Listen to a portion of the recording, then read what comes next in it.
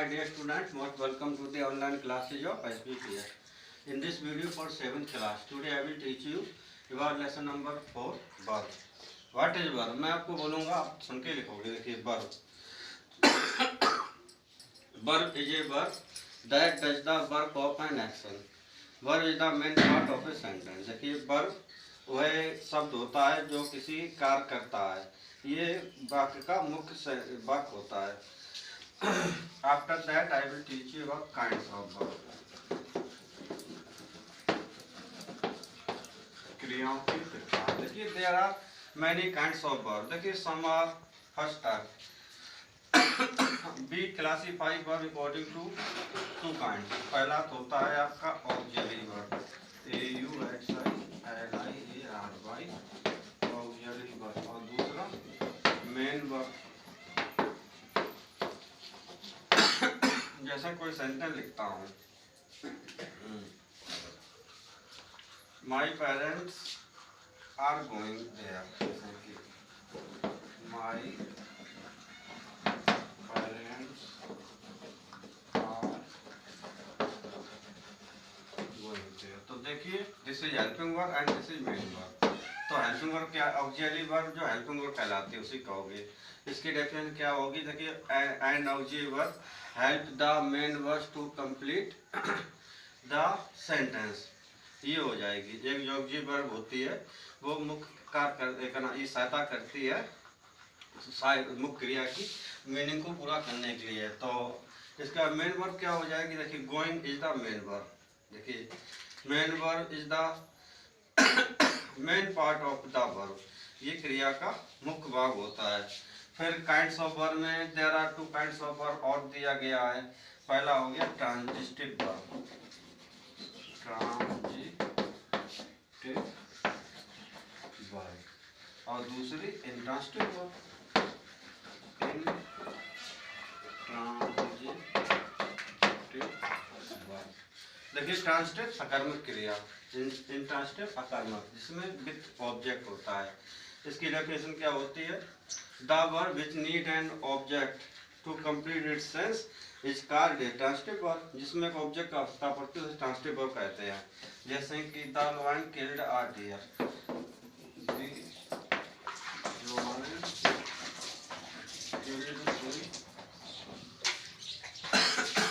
deer.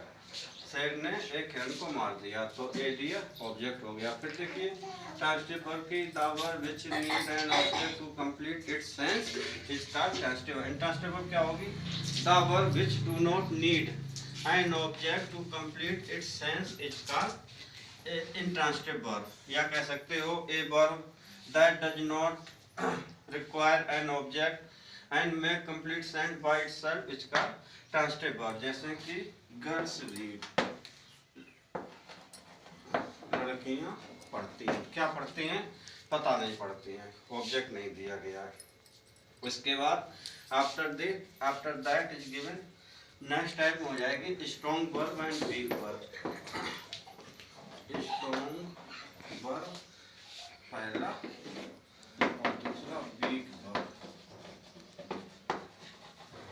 Week verb ये क्या होती है? देखिए स्ट्रॉन्ग वर्ब. स्ट्रॉन्ग वर्ब में आप लिखोगे द वर्ब वे क्रियाएं which form their past tense जो अपना पास्ट टेंस बनाती हैं by changing the vowel of the present tense का वोवेल बदल के आकार स्ट्रॉन्ग वर्ब कहलाते हैं. ऐसे कि बैट बैट बैट रहता, पुट पुट पुट कुछ हो जाते हैं. Bring brought brought. और बिग वर्ब कौन होगी? देखिए what is big verb? The verb which form their past tense मतलब वे क्रियाएं जो अपना पास्ट टेंस बनाती हैं by adding D E D T to the present form है. जो प्रेजेंट फॉर्म में डी से की एक्ट हो गया, एक्टिव हो जाएगा. Find find find. तो आप समझ गए. मैंने in this chapter I have taught you about 5 kinds of verb. Verb की डेफिनेशन बताई वो आप मेरी स्पीच सुन के लिखोगे. After that I have told you that there are two kinds of verb, auxiliary verb और मेन वर्ब. ऑक्सिलरी वर्ब को हेल्पिंग वर्ब कहते हैं, सहायक क्रिया. जैसे कि इसमें आर सहायक क्रिया हो गई और गोइंग मेन वर्ब हो गई. After that transitive and intransitive verb सकर्मक और कर्मक क्रिया. सकर्मक क्रिया क्या होती है? The verb which need an object to complete its sense is called a transitive verb. Intransitive verb the verb which do not need an object to complete sense is called an transitive verb. Strong verb क्या होती है? The verb which form their past tense by changing the vowel को बदल कर करते हो weak verb कहलाते हैं. Sorry strong verb. Weak verb क्या होते हैं? The verb which form their past tense by adding D E D and T to the present form are called weak verb. Dear student, in this video you will write all the definitions from the video in your copy. That's all. Thank you.